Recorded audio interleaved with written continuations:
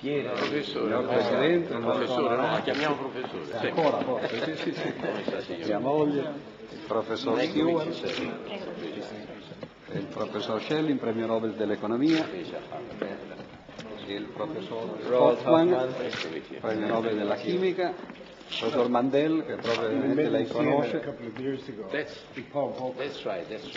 Italian British. premio Nobel dell'economia, il professor Jones, che è una medaglia Fields invece per la matematica, il professor Capito che conosce, il professor Penzias, premio Nobel della fisica, e il professor Nash, che ha già incontrato lo scorso anno, premio Nobel dell'economia, anche lui.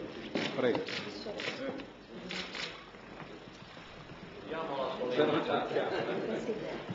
Presidente, anzitutto la ringraziamo per la terza volta, perché si ricorderà la prima volta siamo venuti con il sindaco Veltroni, poi lei ci ha onorato lo scorso anno venuto in persona e adesso siamo venuti noi. Abbiamo fatto un libro tratto dai primi 2 anni, scuso per la copertina che forse non è molto cerimoniale, però l'abbiamo dedicato a lei e a Veltroni, visto che ci avete onorato in questo modo.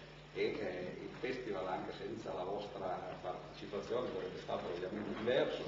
L'altro anno i ragazzi, quando hanno visto lei, ma anche i corazzieri, sono stati naturalmente estraniati, quindi speriamo che questo le faccia piacere, come riconoscenza da parte nostra.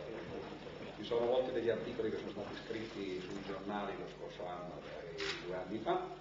Ci sono le trascrizioni di alcune delle conversazioni che abbiamo avuto con il professor Neff e con altri, c'è un'intervista a Alberto Eco, una specie di salata russa, che giustamente non si potrà leggere. Quindi la ringraziamo anzitutto di questo.